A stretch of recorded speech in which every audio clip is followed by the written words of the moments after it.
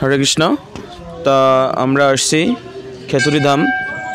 তাই খেতুরি ধামে মূলত কিসের জন্য আসছি প্রভু বলবেন? হরে কৃষ্ণ। ধন্যবাদ নকুল প্রভুকে আমাকে কিছু বলার সুযোগ দেওয়ার জন্য। তো খেতুরি ধাম আমাদের যারা বৈষ্ণব আছি, আমরা যারা বৈষ্ণব চর্চাকে লালন করে তাদের জন্য এক তীর্থভূমি।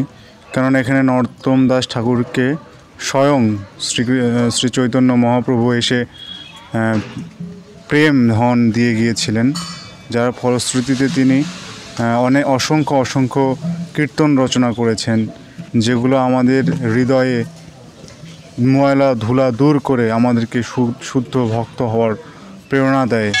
এবং এনার যে লীলা, এটা শুধু এই খেতুরিধাম রাজশাহীতে নয়, বরং সারা দেশে এবং দেশ বিদেশে তার কীর্তন গাওয়া হয়।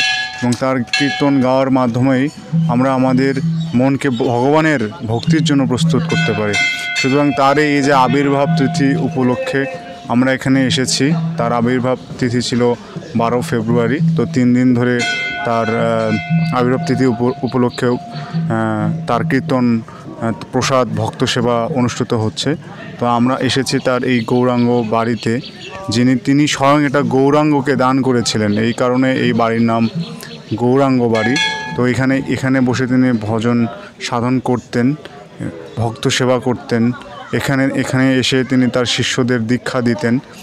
তো এখানে আমরা আরও ভ্রমণ করব প্রেমতলী, যেখানে তিনি এই পদ্মায় প্রেমধন লাভ করেছিলেন বা প্রেমধন দিয়েছিলেন। এবং এই গঙ্গায় এবং এই পদ্মার মধ্যেই তিনি তার যে জড়জাগতিক দেহ, এইটাতে দেহ রেখে তিনি সেই যিনি গৌরাঙ্গ মহাপ্রভুর দর্শন পেয়েছিলেন, সেই গৌরাঙ্গ শ্রীকৃষ্ণ ভগবান চৈতন্যর কাছে তিনি চলে গিয়েছিলেন। তো এই তার হচ্ছে লীলা। সবাইকে অনেক অনেক ধন্যবাদ। হরে কৃষ্ণ। অসংখ্য ধন্যবাদ আমাদের সুমন প্রভুকে সুন্দরভাবে এই গৌরাঙ্গ বাড়ির কিছু কথা তুলে ধরার জন্য। তা আপনারা সাথেই থাকুন, আমরা আছি আপনাদের সাথে সবসময়। হরে কৃষ্ণ। ধন্যবাদ।